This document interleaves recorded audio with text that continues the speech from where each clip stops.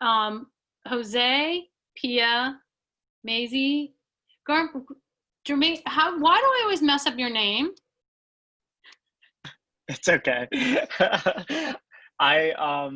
No, it's completely okay. Okay, so you're last. Graham.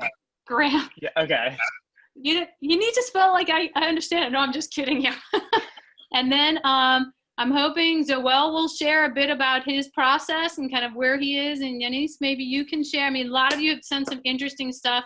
So again, we're going to go through the 4 that sent some in. Some have PowerPoint, some don't. And then we're going to ask questions and just kind of process. This is our time to really celebrate all the journey that you've taken over these last 5 weeks. Big shout out to Christine, Mona, Marissa for co-sponsoring and joining us in this effort.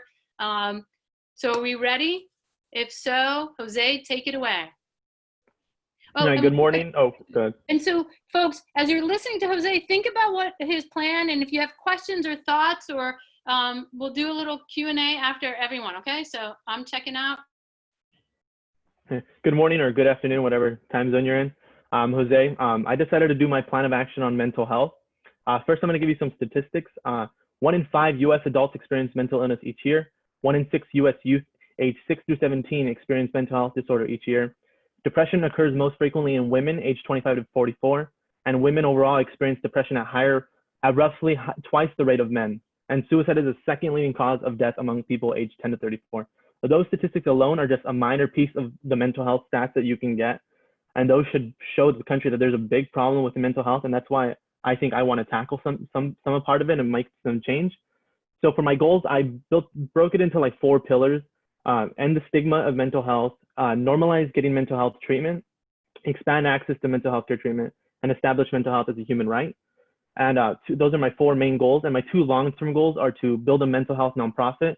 And of course, the dream goal would be to achieve universal mental health care for everybody.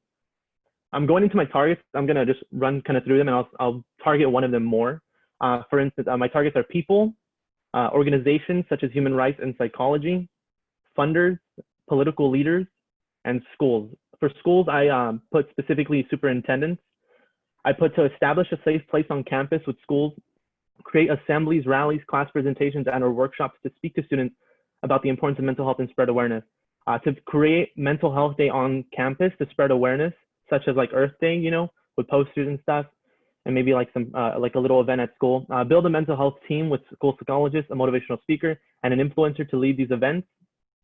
Use social media and specifically a school page to spread awareness and resources for mental health support and treatment. After school programs, I believe, need to have a mental health component that teaches kids coping mechanisms and emphasizes mental healing. I think these programs can teach kids how to harness activities such as meditation, yoga, art, etc. Because I feel like these students are dealing with some stress, and some of them don't even know how to cope. And I think it's our job as adults and educators to teach these students ways to better themselves. Going into my tactics, I have a mental health campaign, which I believe would be like the head of what I want to do. It will fight to ensure mental health is a human right. It will lead with the intent of spreading awareness, hitting the targets, giving support, and establishing the goals that I have set in place. And I also want to create a website and app that provides mental health support by offering 24/7 therapy, counseling, a suicide hotline as well, some mental health distractions, general information about mental health and coping mechanisms and ways to improve your life. I want to build a platform on there also to share your mental health stories anonymously, of course. And every month I would like to highlight a different aspect of mental health within the app and on the website. My other tactics would be using influencers like athletes, political leaders, actors, etc., to use their platform to spread awareness for people. And also petitions. I'm sure you guys know how big petitions can be to make change. Also events, protests, and rallies. And I think art is probably one of the biggest ones, especially if I wanted to like establish Mental Health Day on school and campuses, because I believe art is big for visual. Because I've always seen, you know, that you can learn verbally or visual. I'm always a visual learner. When I hear something in class, I can't really like just understand it completely. I have to see things to really understand it. And I think if we have a visual component like art, it would be very, very helpful to make the change that is necessary. And also social media, which I'm sure you guys know how big social media is and how much it can make an impact for change. I think change in progress looks like petitions being signed and supported by lots of people rising up and supporting the cause, and others when they are seeking mental health care treatment. more political leaders stepping up and fighting for mental health and making plans to expand access for their communities and for the country as a whole. Schools giving more access to students, communities, and overall the US giving more access to people, mental health being addressed within our issues. To measure to see if your work is actually going about change, I would say surveys that measure people's attitudes towards mental health is very important. Also, statistics and data are essential to measure impact of change. They will show the results and growth of the work. In conclusion, I think mental health is something that has been ignored for generations, and those living with mental health illnesses have been thrown to the curb by our healthcare system and our country. We cannot just support people when they break a bone. We need to have resources that fully commit to helping every American when they are dealing with stress, depression, anxiety, and any other mental illness and internal problem. We cannot just put a bandage on every issue in this country. We must remember that mental health is more than just the mind. It branches into every single other issue in this country, and it branches into our communities, societies, country, and world as a whole. Universal access to mental health care will allow all of us to be better individually and collectively. Hence, it will allow us to grow as a country to be truly united. And this year, 2020, I'm sure you guys know with everything that's happening, it really has inflamed mental health in every single one of our lives through all the issues occurring in our country. And people are in desperate need of mental health support, and our country needs to step up. Thank you. We could show some love. Woo.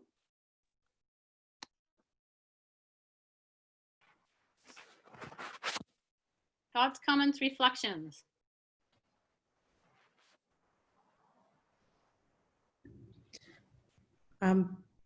Great job, Jose. Clearly, you put a lot of passion, thought into this, and you really were really driven and focused. So I just want to acknowledge that. Just a key thing I just want to flag, when you were talking about targets, you just kind of listed people as just kind of people. Just know that it's always helpful to break down. Like when you're talking about mental health and you were talking about schools, you mentioned the superintendents, which was really good in terms of a good target to make sure you educate and kind of talk about some of these issues that are focused around education, but knowing to break down like parents, right? When you're talking about schools, and because messaging may be different. So it's always important not just to kind of lump people up in one group. If you can break it down, it's easy to kind of also make sure that you can kind of sometimes message to a specific audience, as well as kind of, collect your data and analyze depending on who you're trying to reach and see how you're doing. So I just want to flag that. Great job. Yeah, I also think that you did a great job. And one of the things I noticed that there are, and I think things that you can work through in the next, coming months, a lot of different layers that you have, I think, embedded in what you have been talking about. And I think when you were talking about your specific ideas for schools, I really see how that can be built out as almost like a package for, when a school is interested in investing in mental health care.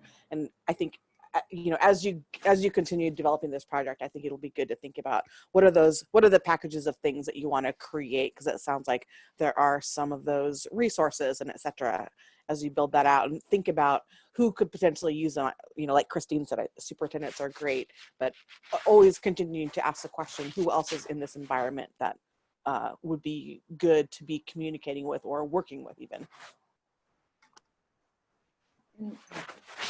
And one last thing, thank you, Jose, and thank you for also allowing us to see the journey that you've been taking since the beginning. And I agree with other folks, especially just being clear about targets and something we talked about.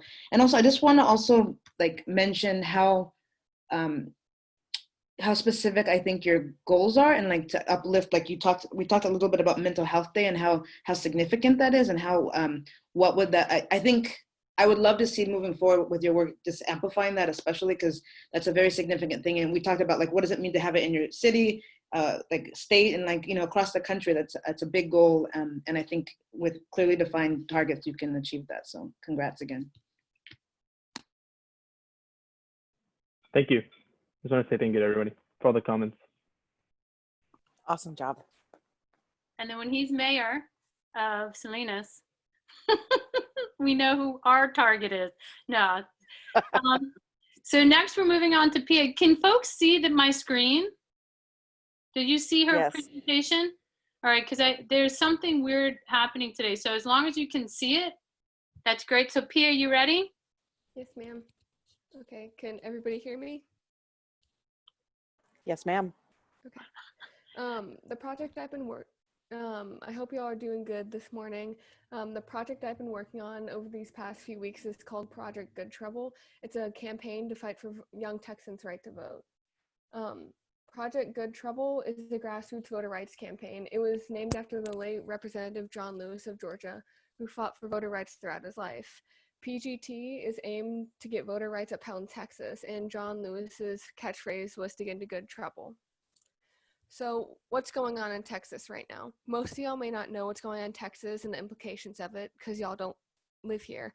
In Texas, you have to register to vote 30 days before Election Day.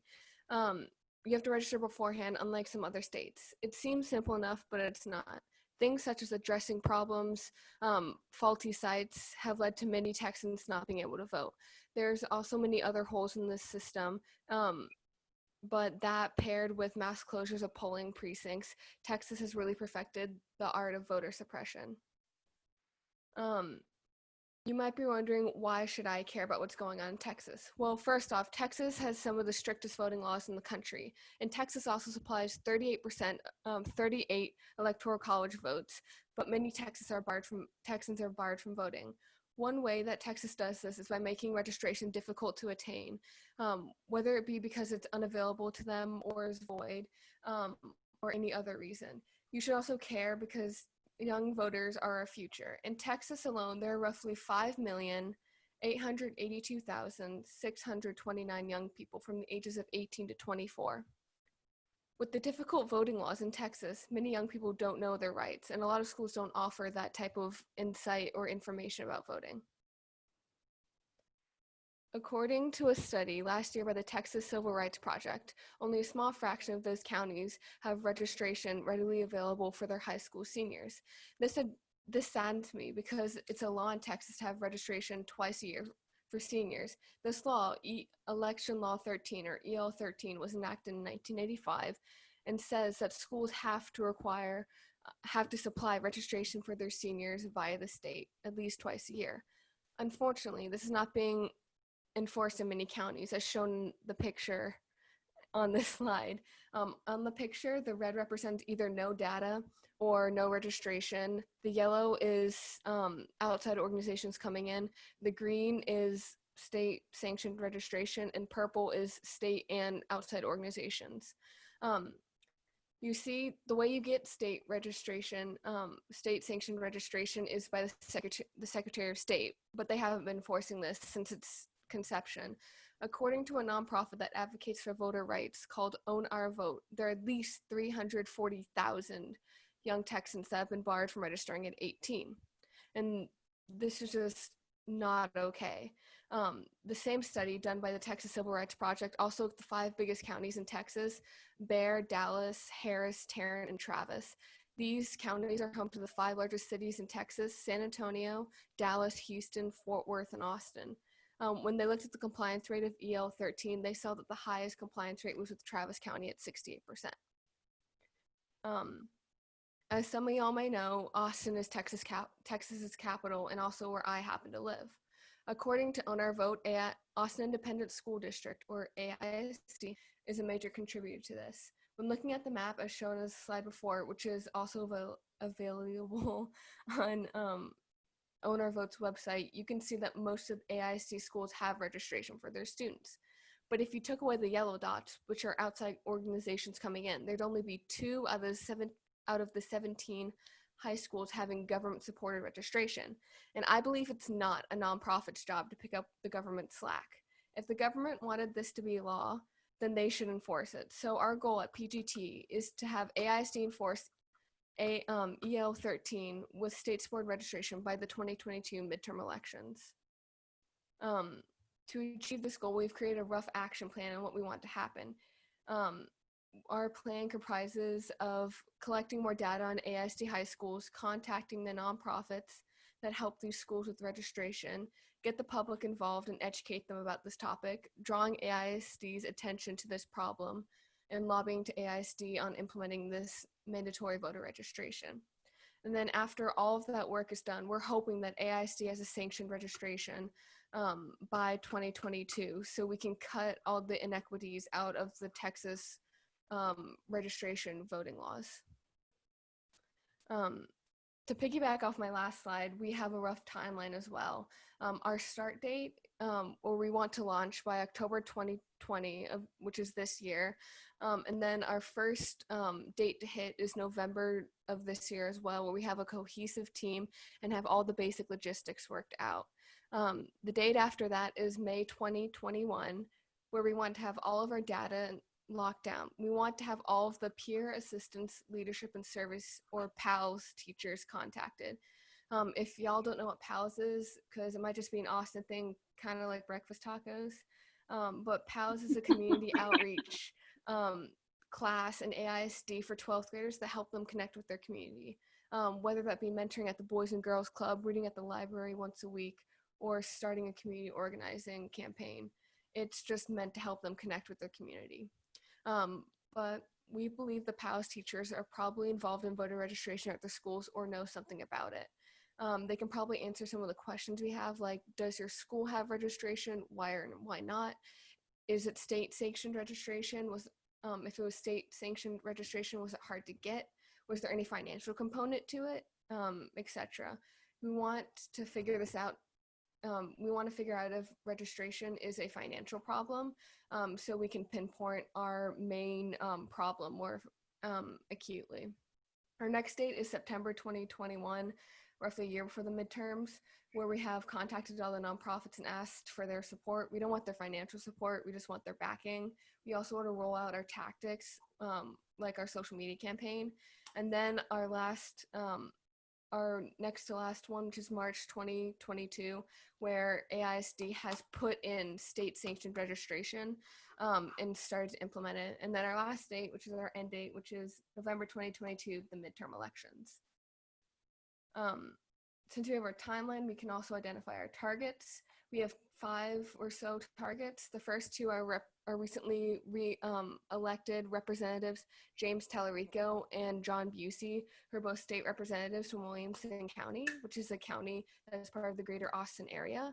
The representatives have both worked with schools before and helped them get better funding in last year's state budget. They also advocate for better education in the state of Texas, because we have one of the worst education systems in the country. These representatives are useful for us to reach our goal, because they know more about like schools and how they operate, especially on the state level, and they're also up to answering my questions. Our next targets are the superintendent of AISD. There isn't currently one right now. The last one quit in February, but when there's a new one, they will be a target. And then the Travis County Clerk, Dana DeBeauvoir. In Texas, a county clerk is in charge of elections and everything around that. So it would be nice to know how elections operate and all the insider type things about that. Our last person isn't really a person.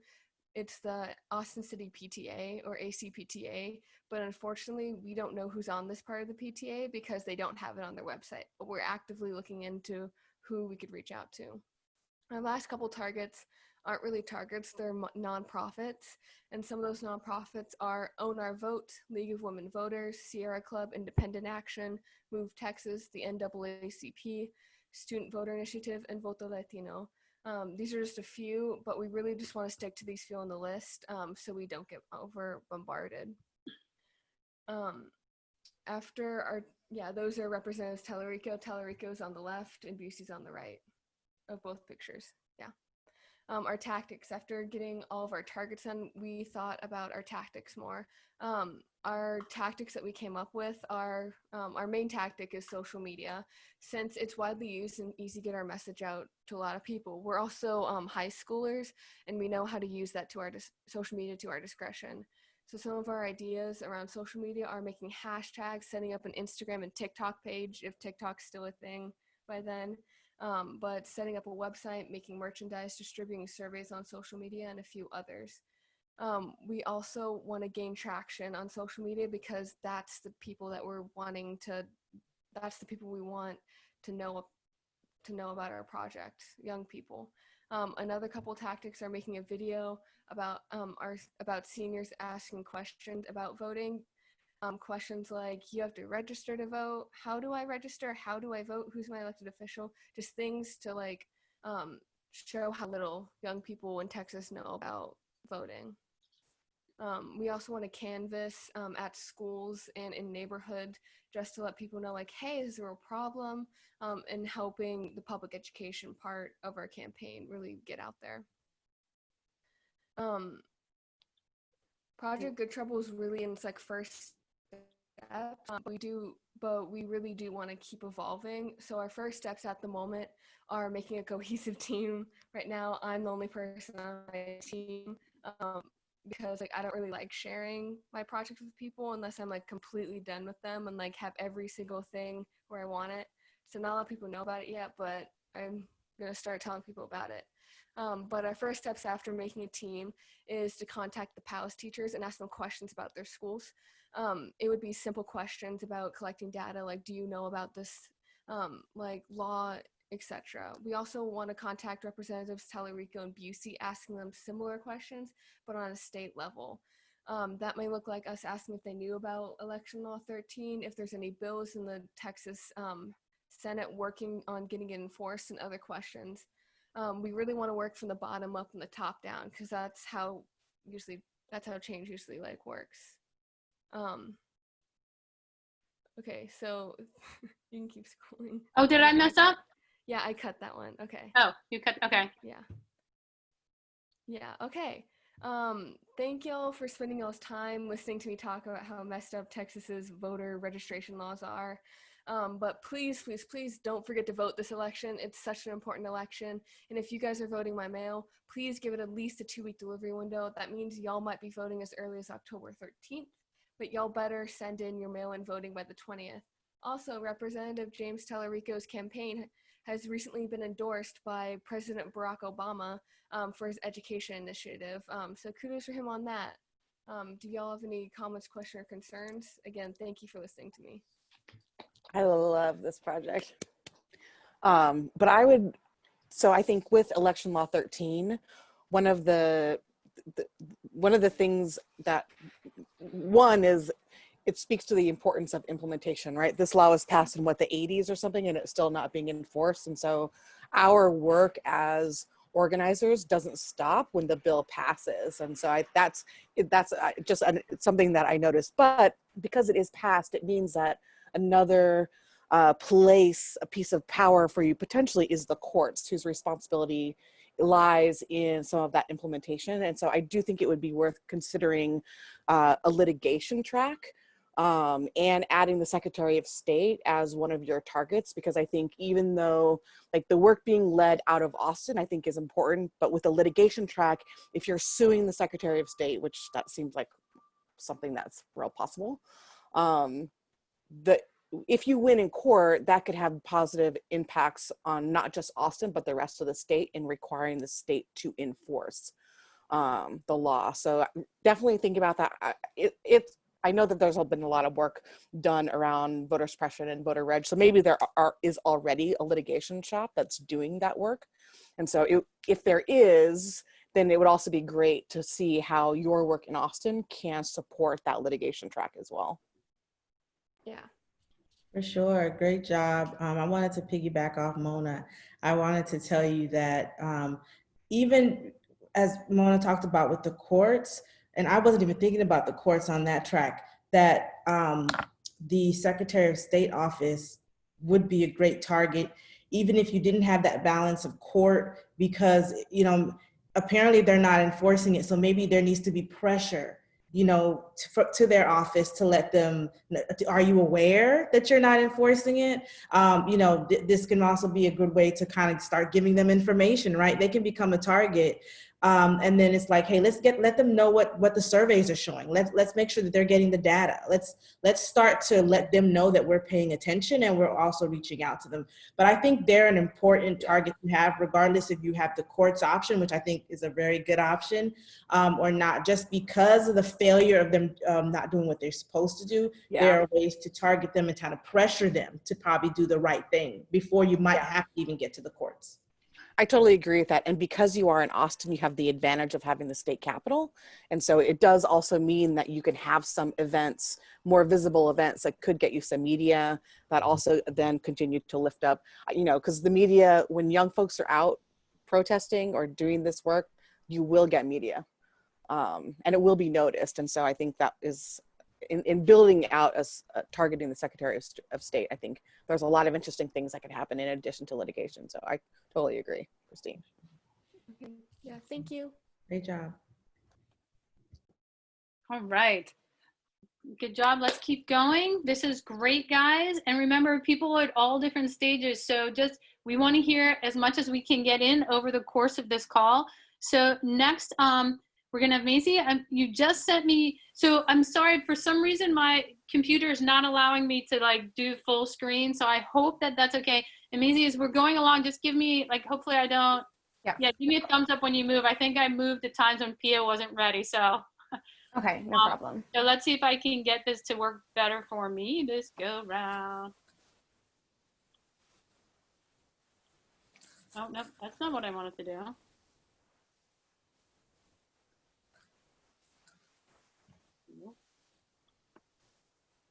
Okay, can we see this? I'm sorry. And maybe, yeah, sorry. No, you're good. Don't worry.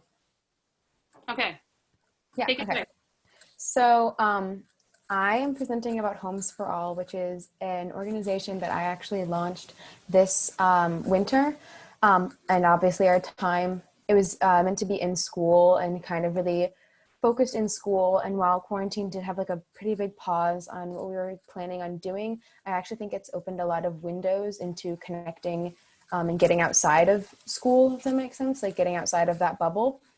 So Homes for All is, the HOMES stands for Healthcare, Occupation, Meals, Education, and Stability for All. It focuses on poverty, classism, and homelessness issues within the central New York area. So you can scroll if you'd like. Okay. So what I've been focusing on from the Robert F. Kennedy program that we've been doing is revamping the social media page, because I know that that's the best way to stay engaged with the community and with the people you're reaching out to. So the past few weeks, I've been launching a couple of different programs, if that makes sense, or bits on the Instagram that we have, which is our biggest following platform. So the first one is Meaningful Media. I'll get into these in more detail in a second, but the first one's Meaningful Media. Then it's Let's Talk About It. And then I'm planning on doing some tutorials. And then I also want to make sure that we can do some socially distant activities and kind of do things a little more in person off screen. You can scroll now. So Meaningful Media is just opening discussions about the books, TVs, podcasts, music, everything basically that you consume, and making sure that we are always challenging our beliefs and challenging the ways that we view kind of stigmas about poverty and homelessness and classism. So here are a couple of the posts. So we have Little Fires Everywhere. It's small, but I remember it. So it's Little Fires Everywhere, which is a beautiful book about classism, and Parasite, which won the Best Oscar. The Hunger Games, which is just something that you'll read in 5th grade and then reread years later, and you'll be like, oh, that's what this is about. Just Mercy. And then we have, I can't remember what the last one is. We have a Q&A, which is a movie about slums in India. So this is kind of just opening dialogue, and we're opening our DMs so people can send in their thoughts and their discussions about it. We've had some positive feedback from people who have seen it so far. And I also just think it's a great way to just talk about the things you love and the things that really make you say, as I have the post here, I never thought about it that way. And that's really what Meaningful Media strives to do. So you can scroll. And then this is the big one. Let's Talk About It is something that I've just posted the first one yesterday, and it took about a really long time, actually. It's a lot of research based. It's basically diving super deep into one topic that's focused in Syracuse. So yesterday I posted one all about income disparity in Syracuse, and thus far it has gained us almost 50 followers. And we have almost 1,000 accounts that it's reached, which is way more than we had on any other post or anything we'd done before. So I think that this is definitely something that I'm gonna have to focus on. So this can also just kind of give you some context into the world that kind of I'm living in within Syracuse. So we have one of the top 10 worst wage gaps when you look at it racially. You can see those little pie charts down there. That's they're split based off of race. So you can see that the white population is about 22%, and every other race or ethnicity in the Syracuse area is over 40%, almost at 50% for a lot of them.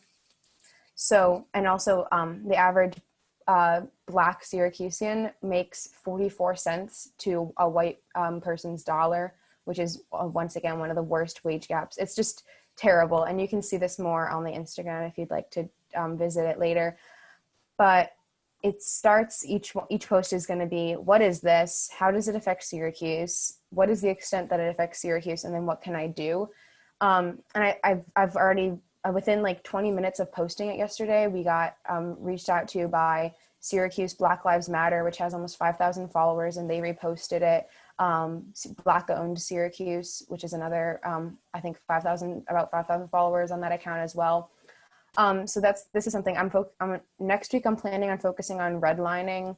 And then after that, I'm going to try to focus in on some stigmatism and some other issues that are just rampant in Syracuse. So that's what Let's Talk About It is about. And it's a lot of work, but I love it. So then the next thing, and this is more future plans or something I've been working on for longer than either of those two social media campaigns, but it's hard. So Going Green, we're trying to create a community garden within this Central New York, outside of Syracuse area. So I've gotten approval from the mayor of Manlius, which is the town that I live in. I've reached out to a bunch of students who are interested in volunteering and working together in fundraising and donating materials, including students, Nora Gross, who actually has had a conflict the past couple weeks that she was doing this, and she goes to JD, and her mother is like my favorite teacher at my school. So we have a really good connection with another school now, with Jamesville DeWitt. And we're just trying to, right now we're not stuck, but in a place where we're trying to find a great location for a community garden. So I've been reaching out to churches and community centers and such, but once we get that, we're going to hit the ground running, and we're going to totally just create a community garden in the area. And we're going to be working with the Fayetteville Manlius Food Pantry the whole time to make sure we're prioritizing and advertising towards low-income families to make sure that they get plots. Plots would be free, and we would be doing fundraisers throughout the year to maintain the garden beyond what each individual plot has. Yeah, so in the future, we're trying to, because extracurriculars are so uncertain and probably won't happen, we're still going to try to launch a Jamesville DeWitt chapter of the club that can have meetings that are more school-centric, and we can have more targets and school-centric focuses on how we can help and educate and do all that stuff. We also might create multiple community gardens depending on what the availability looks like in Jamesville and Liverpool or the other places, which are just right outside of Syracuse for people who aren't from around here. I've realized I've just been spewing off cities that you don't know. And then we're going to try to expand membership and connections. If this Instagram continues to get the kind of traction it's getting, I have to broaden my view to something that is a little more either state or countrywide kind of action, because I don't want to keep it super centered on Syracuse when we're getting followers from all over the country. But that's not a bad problem. I'm okay with having too many people from too many places. And then I'm in home week to launch a website, which would just, once again, we'd need to do another fundraiser because it's about $350 to maintain a website for 3 years. You get like a deal from what I could find. So that's Homes for All. That's what we've been doing. It's been a crazy few weeks where we've gotten doubled our followers and traction. And we don't have a ton, but we have more, which is great. So yeah, that's that.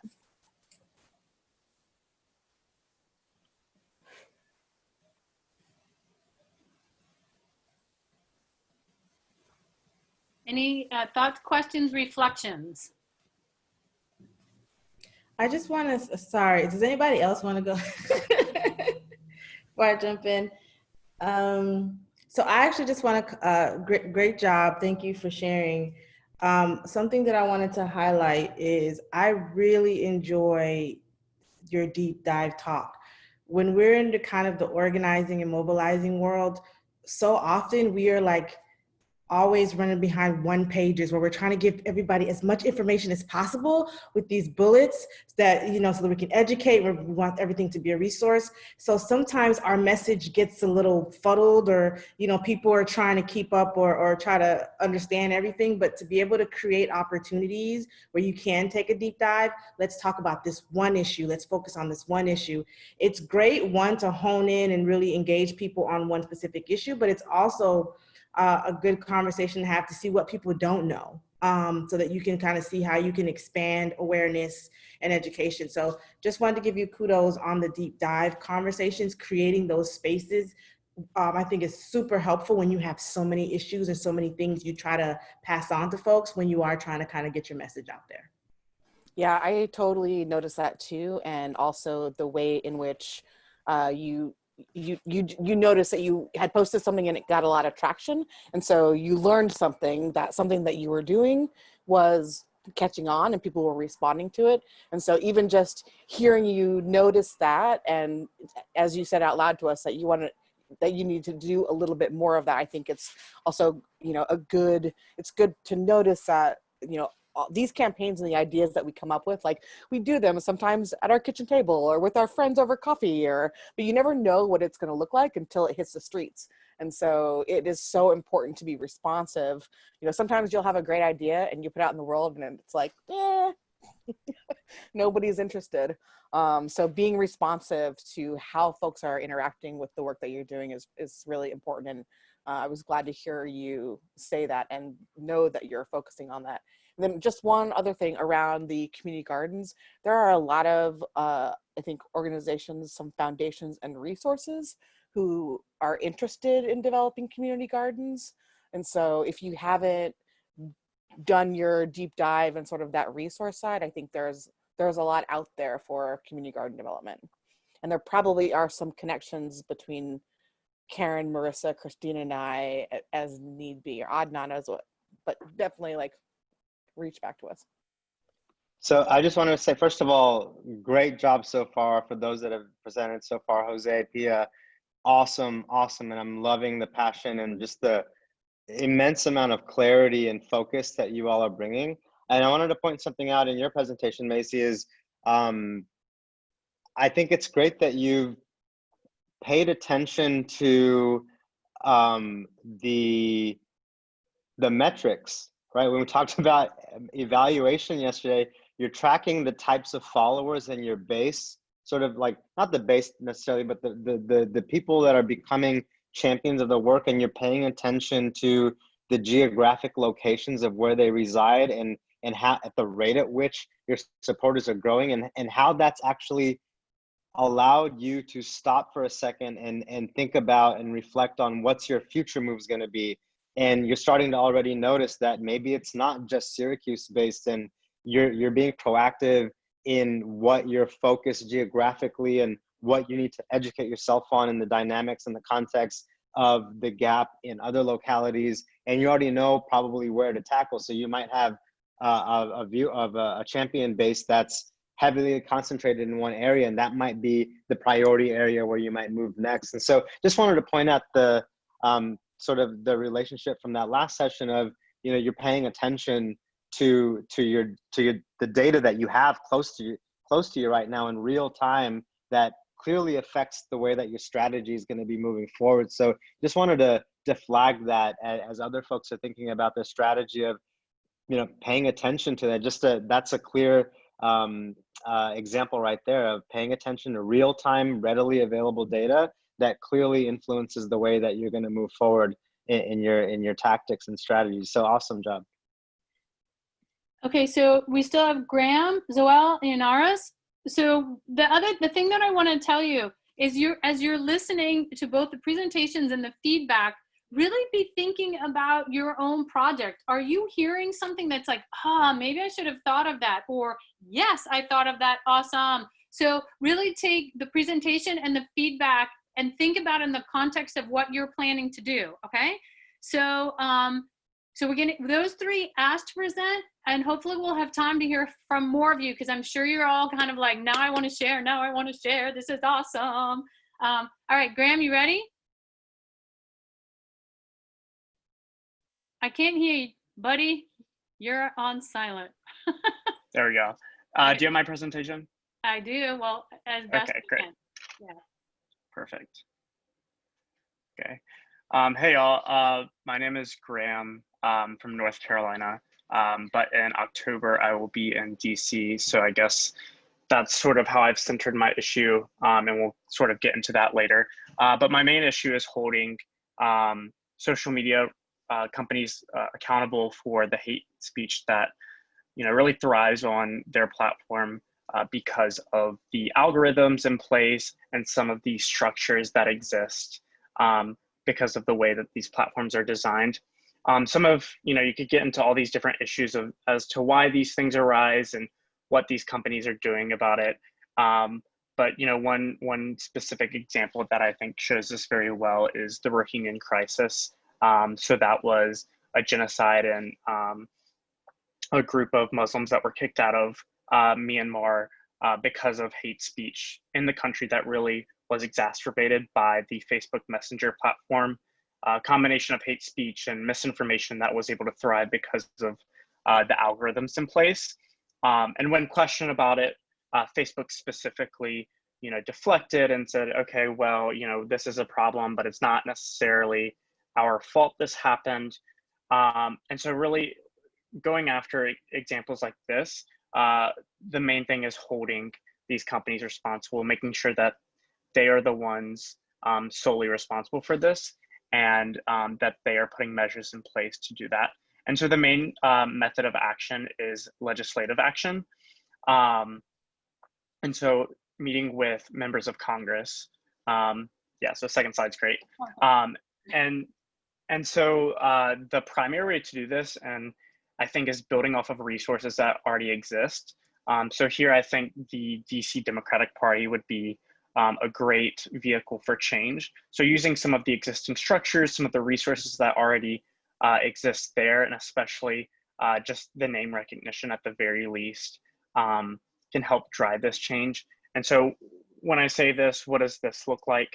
Well, this really looks like, platform adoption, really tapping into some of the resources that are already there, such as the member base, some of the digital advocacy, so different events, using their social media stuff. Of course, this requires sort of getting more involved in the party and doing more grassroots side projects in addition to some of the other issues that they work on. And so we're working hand in hand and kind of branching off an arm of the party I see as a very strong resource in terms of getting action done. And so in terms of action, I really see meeting with members of Congress, especially those that serve on House and Senate commerce committees, ones that really regulate how businesses operate in the US. So specifically, you've seen these companies coming under attack for how they've monopolized the industry and technology. And so really capitalizing off of that in terms of regulating the way in which their algorithms promote hate speech and misinformation. And so really demanding members of Congress taking stances on these issues, so through position papers, and holding them accountable for the stances that they take, and pushing through the adoption of a specific policy in the Democratic platforms, elevating that from the DC Democratic Party platform and pushing that up through the national level. Once you start to see that very visibly within the party, it will start to go from the top down in terms of being adopted by individuals and activists. But specifically, it will kind of point and direct members of Congress on how to align on this issue.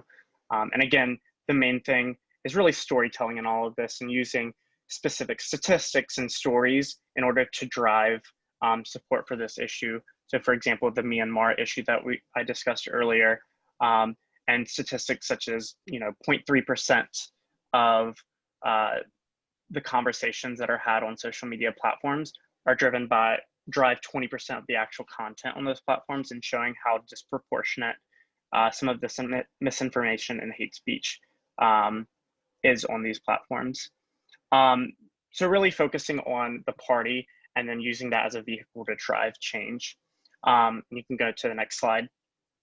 In terms of the long-term organizing strategy, it really goes from building out from this policy-driven arm and then expanding to the legal and research tracks. So, thinking in the long term, once we've pushed some of these issues into the platform, I see legal action as a big part of this. So groups like the ACLU, nonprofits who help drive suits against companies to help hold them responsible, I see direct collaboration with them, or perhaps the government. So perhaps action from the DOJ or the FTC in order to hold these companies responsible. And another way to do this is establishing subcommittees within the commerce committees within the House and Senate in order to start building out a legislative framework for managing misinformation and hate speech. And in terms of monitoring progress along the way, it's really just asking ourselves, okay, so have we seen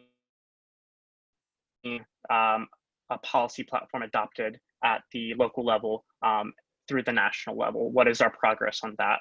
Are we getting specific commitments from congressional members? Not just giving vocal support, but really having written down commitments to change on this issue. And then, of course, more in the long run, substantive policy initiatives, and really making sure that this isn't something that's meeting a counter movement by some of the legislative action committees within these companies as well. I know that was a lot in terms of jumping from short-term to long-term strategy, but I'm happy to answer any other questions that y'all have at this point.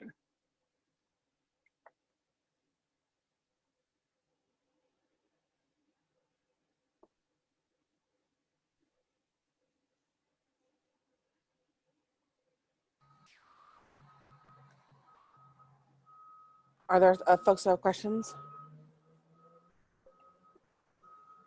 I don't have a question, just a comment, just to say, I know when we met 2 sessions ago, I know you were having trouble figuring out sort of the clear direction, and I'm just really happy to see that, within a short time frame that you've been able to really hone in on what your focus area was going to be, and being able to really hone in on your short and long-term goals in a short amount of time. And so just wanted to commend you on working hard to really fine-tune that, and I'm looking forward to hearing what kind of movements you're going to make once you get into the physical environment of DC and get some things moving with the traction and build that base. So it's all uphill from here for you. So I'm excited to see that the focus has been confirmed. Thanks, Adam. Yeah, and I think from just a connections place, Karen and I actually have a former colleague who works for the LGBT caucus in Congress. And I know that the caucus has done some work around hate speech. And so that might be a place to start having some conversations. And then I think, I don't know if you have looked into them yet, but there's an organization called I Holla Back, and it's primarily around street harassment. And they've done a lot of work, particularly in the pandemic, around online hate speech. And they've been recently doing a series of online trainings around hate speech towards Asian Americans in the pandemic. But Holla Back they have chapters all over the world. And so there could be some partnering opportunities. And I know some of those chapters have done local city-based stuff. So that might be a resource for you to connect with I Holla Back. Okay, that's great. Yeah. Okay, awesome. Thank you.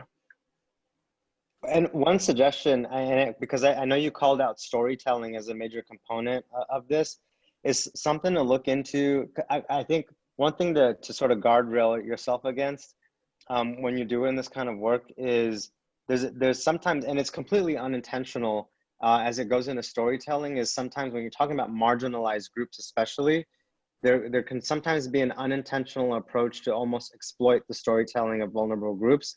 And so to look for spaces where you can even educate yourself on ethical storytelling so that you're kind of really guardrailing against the unintended consequence of exploiting through storytelling, even if that's not your intention. It's clearly good intention, but going through sort of workshops or seminars on how to do proper ethical storytelling when working on behalf and community organizing with vulnerable and marginalized groups is just one thing to sort of keep a lookout for as your own professional leadership growth in these efforts. So just keep a lookout for stuff like that. No, that's great. That makes sense. I didn't think about that. Great to see where that's gone, Graham. So, okay, so folks, I hope folks can hang in. So we have 3 more. Right now, Zoel, Inaris, and Aqua are going to share kind of where they are. And again, if you want to participate, you don't have to have a PowerPoint. You don't have to have a complete plan. This is a process. Ask anyone that's done this work. You kind of revisit and revisit and revisit. And like Mona said, you think you have it and you're in the street and it's like, no, I don't. So don't worry about that. Okay. This is about the work, and that's good. So Zoel, do you want to kind of share where you've traveled over these last few weeks?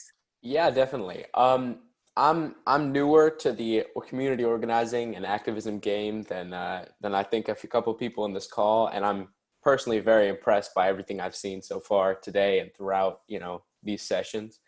And so what I'd like to talk about is less about, less of a concrete plan, because I'm still in that process, but more about, what these sessions have helped me advance in my cause. Because as a person who is newer to this, like, I don't really know much more besides the change.org petitions I see on my feed every day and all the bluster over all the new stuff that's coming out, and there's a new issue every day. And these sessions really help me not only focus down on one issue, but, find out what I can do for that issue. So first off, my issue is the incarceration of youth, often for nonviolent offenses right out of school. It really ties into the idea of the school to prison pipeline. A lot of these people are, put into detention centers or facilities like adult prisons and things like that for often, minor violations and ambiguous things like technical violations or things that are just lauded under public order that, nonviolent offenses that shouldn't really merit a just out of high school student or a young person just going to a prison for, something that doesn't really afford that. Through these RFK sessions, I've learned about organizations that help to alleviate this, such as Common Justice. And I've also learned about different targets that people could different targets in different states that people could focus on in order to make this issue, something that's solvable. Of course, community awareness and community action is still important, like those petitions that I see every day, but, you have to add those targets. If you look at ways that this has been dealt with before, you can see that the people who really make the change, at least so far, are usually judges and police commissioners, most surprisingly. These are actually people who have been so far, inside the system, and they have been so appalled by, what they've been privy to, that approaching them and making a dialogue with those people is often the best way to solve the issue. At least that's what I've seen. And with them, you can have conversations about changing laws to make certain offenses non-jailable, about developing programs to safely serve people charged with violent offenses, about, moving away from arrests and more towards civil citations, and, making the laws more explicit and strict over what is a jailable offense, especially for young and vulnerable people. Through the RFK and through the people I've talked to here, I've learned that this is also really an issue of mental health, because if people are put in an environment where they don't really see any other thing in their life besides, this crime and punishment system, there's no alternative, that, really takes a toll on vulnerable young people, and not only, you know, creates a system in which people are oppressed by putting them in prison right after school is over, but they're also, you know, it creates a system of kind of internalized oppression as well. And this, I think, is something that I'd like to work on to escape by talking to these people like these judges, by raising awareness, by contacting organizations like Common Justice. And as my plan becomes more streamlined and becomes more organized, like the plans that people have gone before me, and I really hope to get to that stage soon, because I'm blown away by everything I've heard today. And I think that if we do that and we reach these people, or if I do that and I can reach these people and I can raise awareness and, you know, as I don't remember who said it, but work from the top down and from the bottom up, you know, I think that can really, really make lasting change. So I thank this program for that insight. Yeah, go ahead, Mona. I mean, I think, you know, there's a lot of space to do organizing, you know, around this issue. And I think there are two things that I want to notice about how you're talking about, how you're thinking about your issue that I think are really good. One is in, you know, recognizing that the issue is intersectional. It connects to mental health.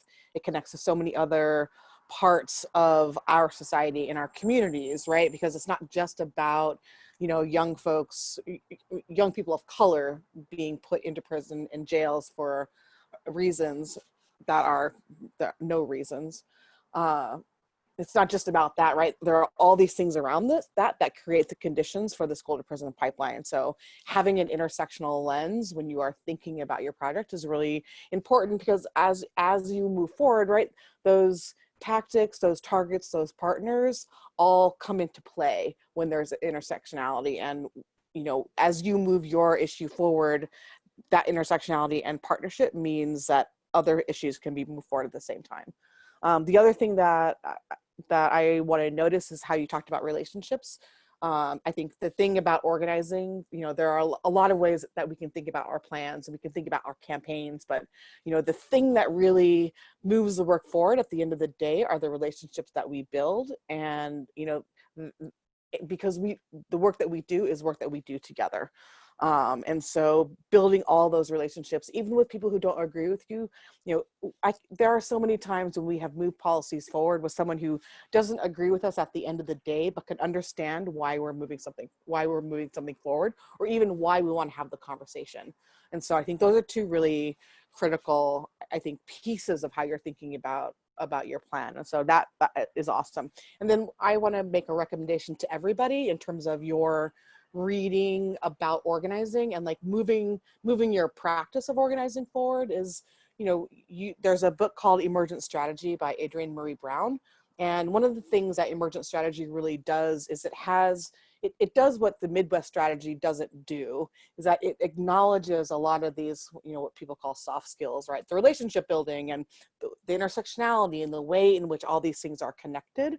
And so Emergent Strategy is a really great book. It has some activities in the back that you can use. I have found that sometimes, you know, if I'm stuck on something, I often will just pick it up and open it up to a place and see what I can find. And then if you really like Emergent Strategy, you should consider the sequel, which is called Pleasure Activism, which is an acknowledgement and the work that we do goes beyond 9 to 5. Like it's all the space. And so part of our job as organizers and change makers is to really figure out what is the balance between us and the work that we do, and how can we do the work with a spirit full of joy, which is I think really important. I also, thank you for that. Thank you for uplifting Adrienne Maree Brown. It's so good to hear you speak about this, and thank you for remembering like Common Justice, and I'm happy to also provide you with more orgs.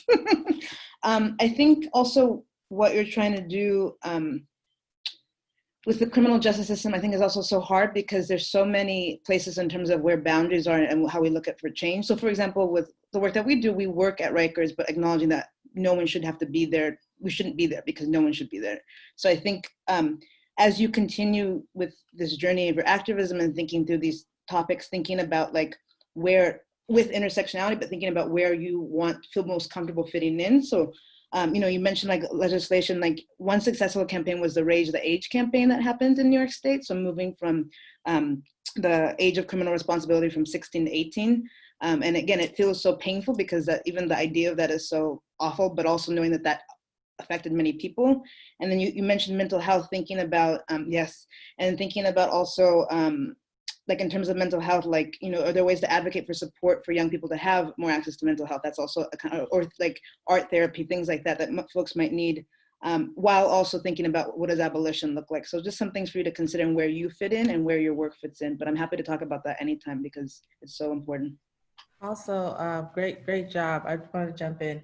When you're talking about youth and incarceration, it's also helpful to make sure that you focus on language and messaging. It's easy for folks to kind of do a one quick brush and just kind of criminalize young people, but also make sure that when you're doing this kind of organizing, that you also are kind of moving with how can we show that these are still children, right? That these are still, there was a campaign that I was a part of one time where it was kids who were in the detention center, and it's always young criminals, all these bad children. But we were able to get an article in the paper where we actually had pictures of each of the kids who were in the detention center as babies.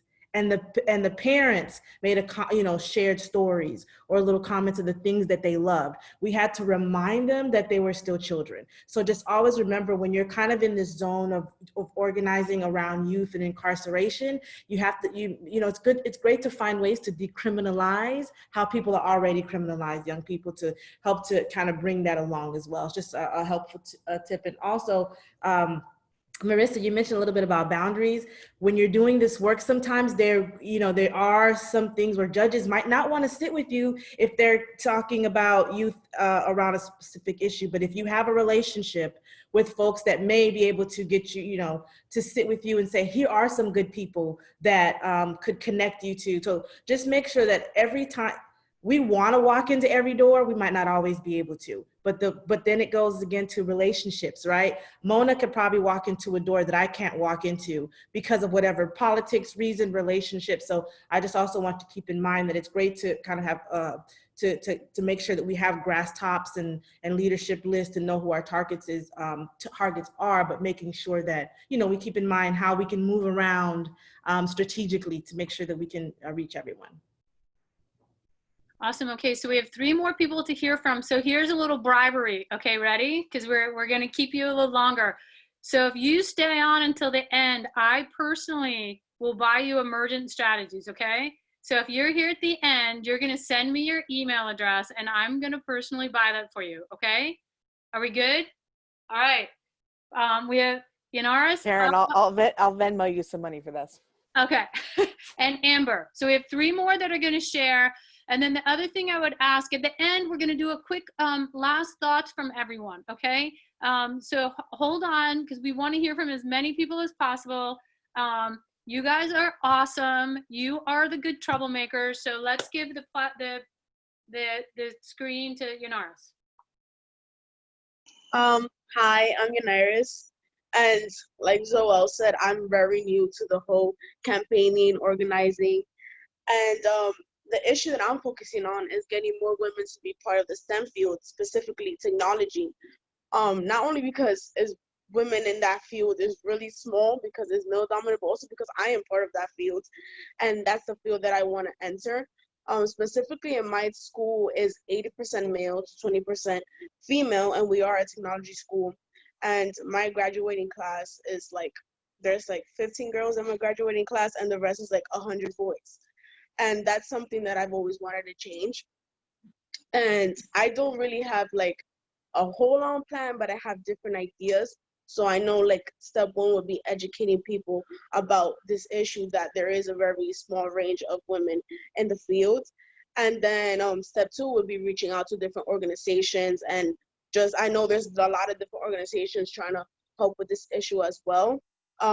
Just one off the top of my head is Girls Who Code. They come to my school all the time trying to recruit girls to get into the program. So I think it would be wonderful for me to get in contact with them.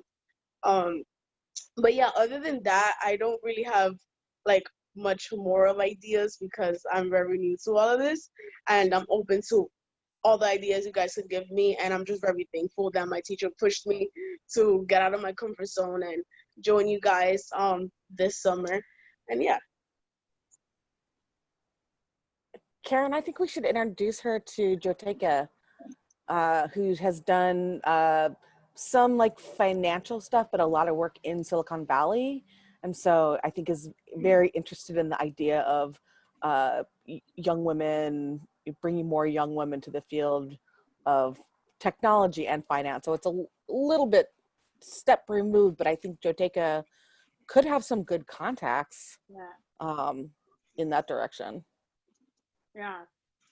So to build on that, you guys, we do want to receive all of your plans, okay? And hopefully you're willing to share your plans and strategies with each other so people can learn from each other.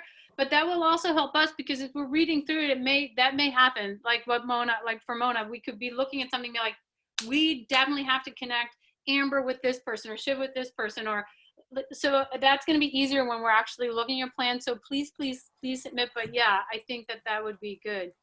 Other initial feedback or thoughts, reflections?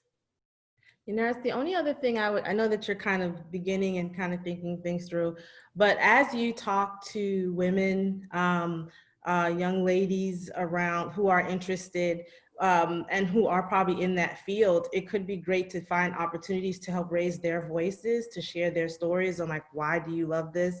What about, you know, it's just kind of sometimes getting the information out, letting people hear, like, if, you know, from a woman to a woman, like, this is, you know, this is what I love. This is what engages me. And so finding opportunities to make sure that you're not just out there saying, this is great, you should do it, I love it, enjoying it, but making sure that you find other women, other young ladies that are able to kind of go and share their stories and, you know, find opportunities to make sure that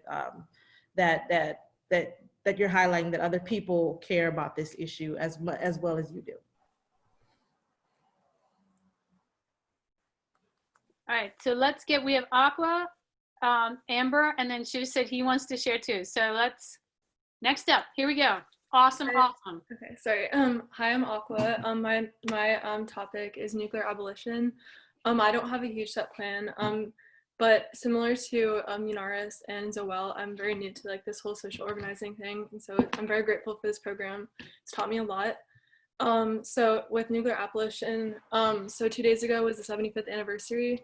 So this is still like a huge issue. There's still 14,000 nuclear weapons that exist today, and like with that, those are much more powerful than the ones that were dropped on Hiroshima and Nagasaki. So it's kind of like we can't even imagine like how powerful they would be or what impact they would have on us.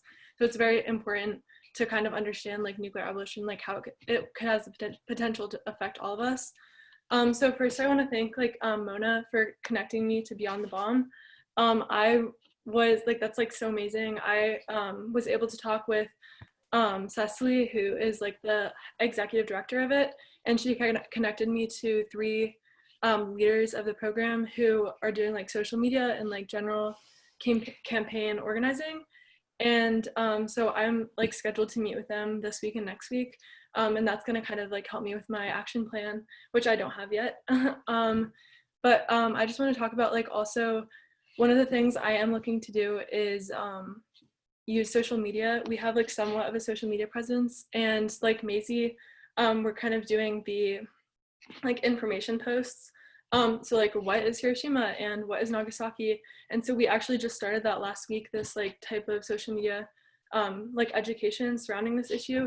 And like Maisie, like we saw recently a lot of people were like interested in this with our what is Hiroshima. It was kind of like an informational slide post on Instagram, and we had 40 people share it to their stories or share it to direct messaging, which you can see like via like Instagram and like the this data that they give you in terms of like posts and stuff and insights.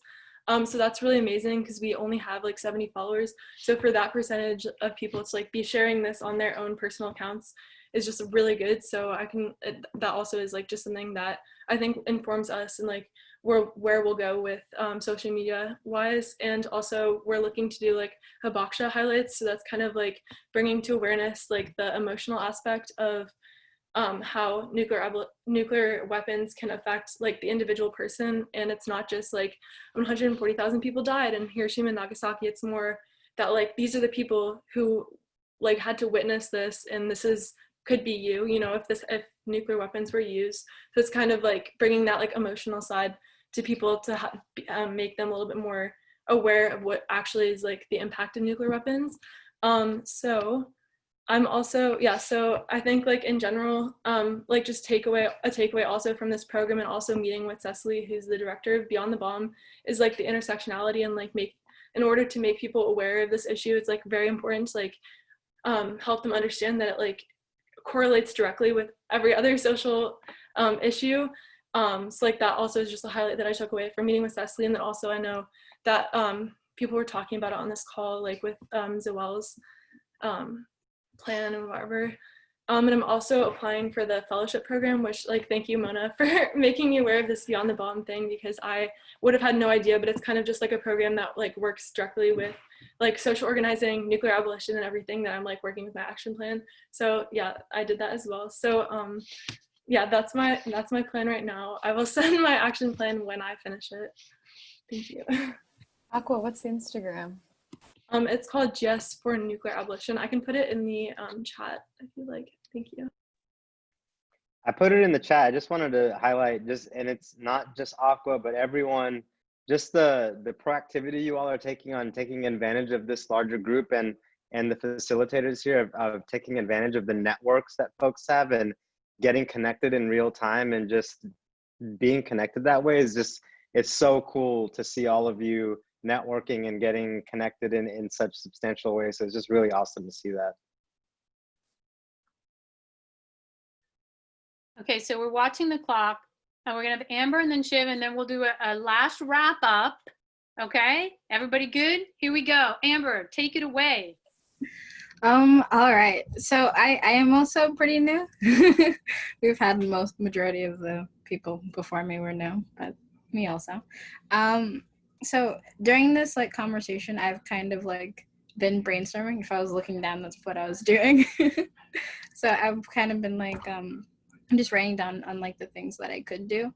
The first things first, I thought maybe like I wanted to kind of simplify what I was thinking, like how I was going to attack my issue. So my issue is more, I want to kind of bring education to, or like educate people on LGBTQ plus issues and like other POC issues. And I think starting with that is kind of creating a community where you can talk about those issues so that you can actually tell people things. Because if you just like walk up to someone on the street and start spatting at them, they're not going to listen. They're not going to retain it at the very least. So that's kind of what I want to start within my school. I know within my school, we kind of are starting that. We have a program at my school. I go to the same school as Yanni, in case everyone forgot. But at my school, we have this program called PGC. It's called Peer Group Connection. And we kind of like, it kind of brings, so it's a group of 11th graders, and they talk to like freshmen, and they go into their advisory and kind of like chat with them once a week and like do like fun games, and then break them down to like discuss like whether it be like issues that they might face from the stress of school or whatever, and they kind of just like talk and like vent or whatever. And it's supposed to be a safe space, but I just think that maybe I could try to like kind of make it more fun. I've been on the receiving end of PDC, so I know with some of the people in my school, some people don't really, like some people don't like it, and some people do like it. I've kind of been on both ends. I've met people on both ends. So I feel like I want to just kind of make that better, improve on that. And I also want to just make it a fun space for people to actually receive information. So that's kind of what I've been thinking of as of yet. And that's kind of where I left off.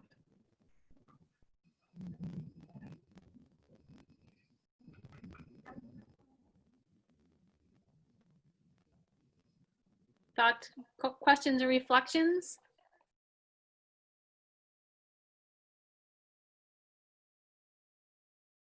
I just wanted to add something for Amber.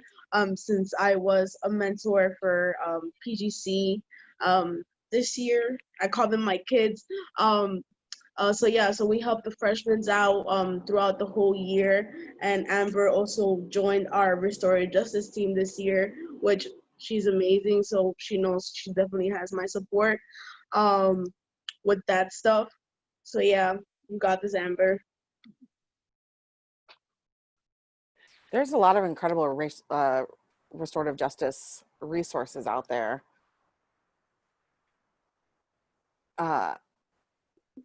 Christine, who is on our Trauma and Healing Network? Dale? Oh, you might have. Dale Landry. Yeah. Dale Landry, he does some restorative justice work. And he's well connected with other groups and folks that do lead that work as well. So definitely happy to make connections. Yeah, so, and there's GLSEN. I don't, do you guys work, there's contacts at GLSEN that we have too that may be helpful for some. Do you know them, Amber? Have you heard of them? Yes. Yeah, I mean, it's more geared toward the educators, but some of the folks there are really pretty awesome and I think could be helpful resources, so we can make those connections. Okay, thank you. So I'm a broken record. When you send your stuff in, we will seek to really connect you as best we can through all. So it's not only Mona and Christine and Marissa and Adnan and me, there's Laura and Jenny. We have a whole staff. Pia, we're already gonna introduce you to the Young Leaders, which is another program we have in Austin. They're doing Get Out the Vote. So I'm gonna connect you with them. Like, we will connect you, relationships. So even if your project isn't all the way, send us what you have and we will do the best we can to connect you and build those relationships for you. So broken record for sure. So Shiv, here we go. Thank you, Amber. So I sort of created an action plan, but I'm keeping it to myself for now because it's not fully complete. So the overall idea is to create a social media awareness campaign, since I live in Switzerland, for BLM, because a lot of people are not, they're aware, but they're not so aware that they understand it properly. And so it's called BLM Matters. And basically the goal of the campaign is to increase empathy and understanding, because I feel like a lot of people in Switzerland got a little confused with the whole BLM spike and they didn't really understand what was going on. And they don't have as much empathy because it is a problem in like Europe, but it's not so big to the point where people have heard it over and over again. So it's quite new for everybody who lives in Switzerland. They're like, what is this? Like, what's going on? And it's to help people build a better understanding through a series of videos, because I feel like you can put informative posts, but they're only as effective as the writer. And sometimes some people are not really good at writing. Like, I'm not great at writing. So I find it's better to do a video because it builds like a personal connection, because people can put a face to it and they can understand, they can listen at their own pace, they can watch it again if they missed something. And yeah, that's what I have so far.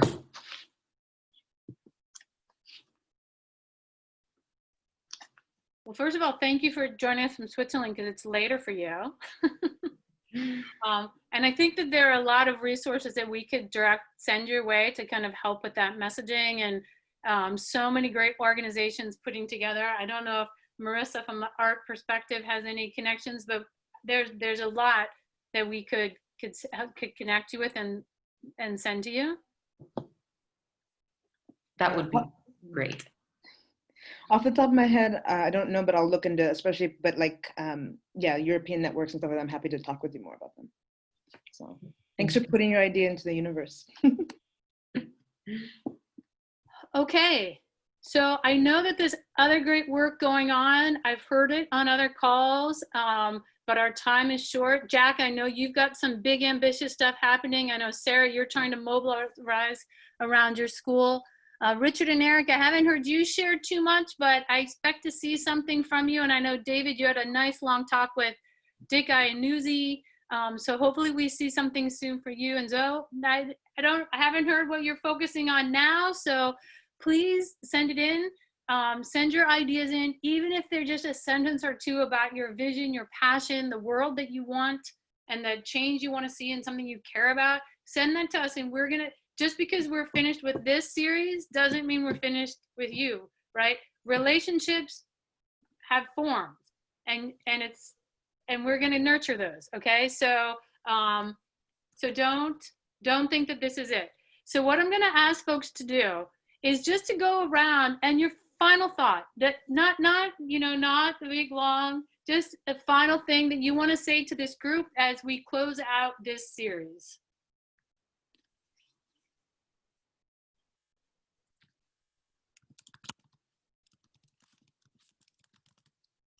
And you really don't want me calling on you, but I will. I'll say something. Okay. I think it's been a good mixture of inspiration and passion within this whole group among us. I appreciate everything you guys have said, because it definitely inspires me even more to keep fighting for what I do. And, you know, we're going to be fighting for the rest of our lives. Some of our issues might outlive us, so we just got to do what we can. So thank you for everything. I'm really grateful for, oh, sorry. Go ahead, Maisie. Okay, I'm really grateful for like the connections that were made, and how all of the advisors and Karen and everyone here is really just willing to kind of like look through their call log and figure out who they can connect you with. Because I think that is what, some of these issues you can't help unless you have an in. And so just having a little foot in the door can mean worlds to a startup. So thank you all for your work, and the fact that you've done so much work to have so many connections, which is just, I think, speaks wonders to your impact. Yeah, echoing both what Jose and Maisie said, but I also think it's just really inspirational, the number of like high schoolers who are on here. It really took me to get to a college campus to get involved with activism, and so it's really awesome to see all of y'all out here doing this, because that sometimes, being young, a lot of these issues can feel like you're so much smaller than what's at stake, and sometimes you can feel sort of limited. But really having that compassion, but also perseverance in changing how you want to see the world.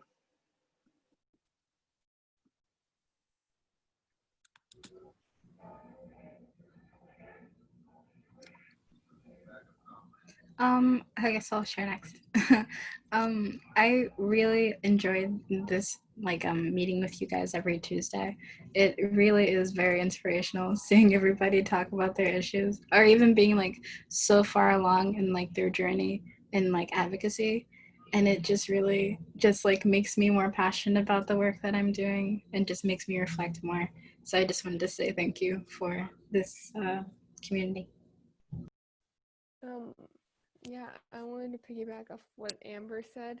I want to say thank you to all y'all, because like in my community, a lot of people are all bark and no bite. So it's nice to see that there's like actually people out there that like are passionate about the things they do.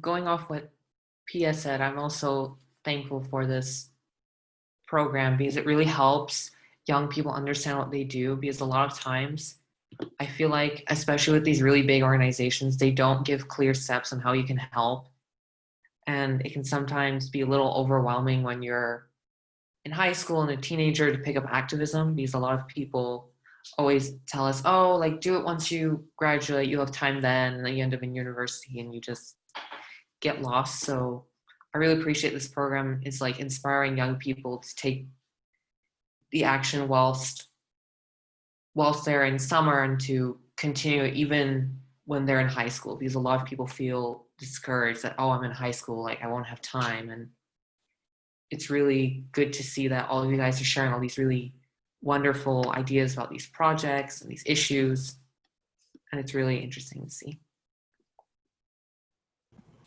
I'm grateful for all the leaders here, and then also how supportive this whole community is. Yeah. I just wanted to say that I think it's very like inspiring to see all of these young people and just even, everybody, just seeing everybody really take action for all these interesting topics and important topics that everybody is so interested in to advocate for. And it's just really it's really inspiring to see because normally people say they're activists and they think about it, but you don't see a lot of people really getting out there and putting the work in and doing what they got to do and collecting the necessary information. And it's really really interesting to see everybody's opinions and to see how everybody's going about their actions to make their opinions known and to spread the knowledge that they've learned. So I just want to say thank you for all of you and for everything you've taught me.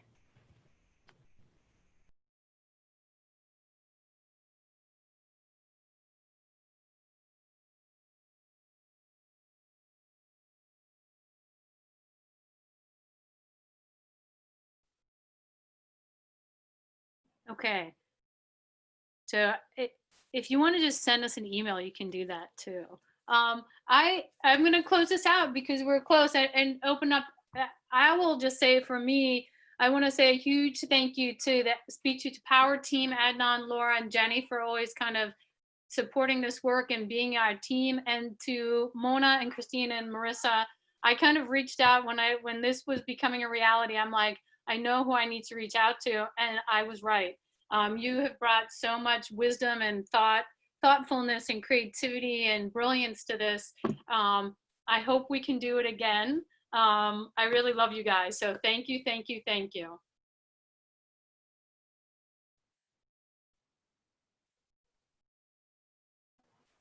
Thank you, Karen. And thank all of you. I'm inspired. So go forth, change makers.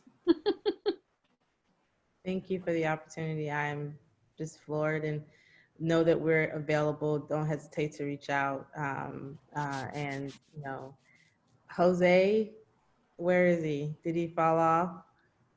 I'm here. No, he's here.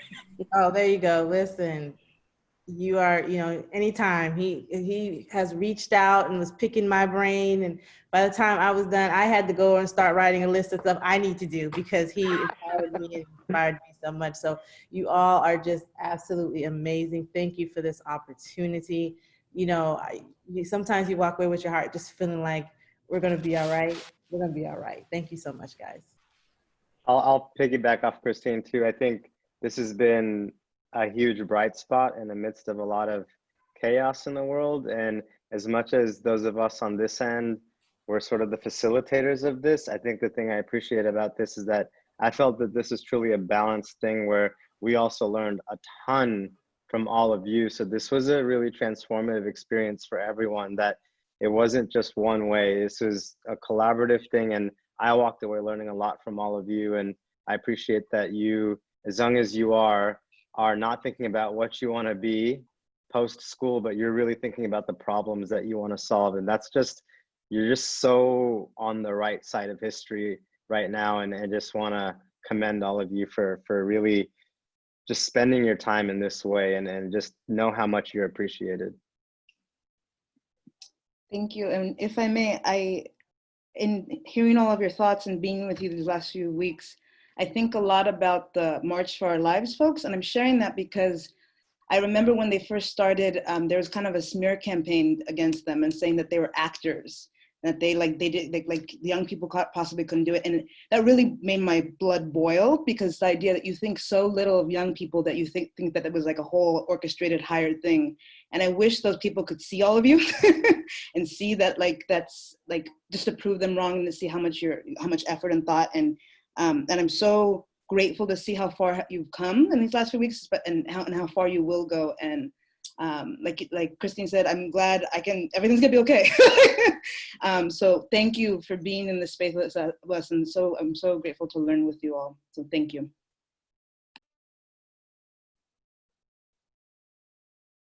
All right, so I'll be sending a survey out to you next week. Please look for that. Please, please, please send us what you have.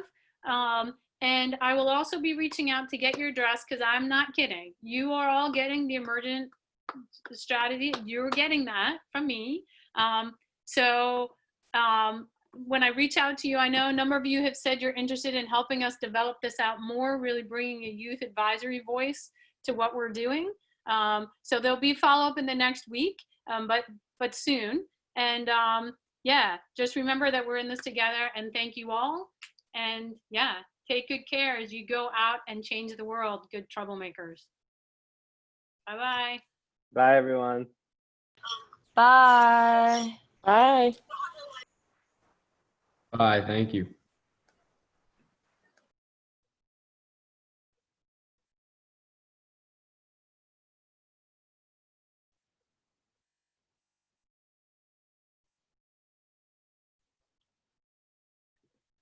All righty.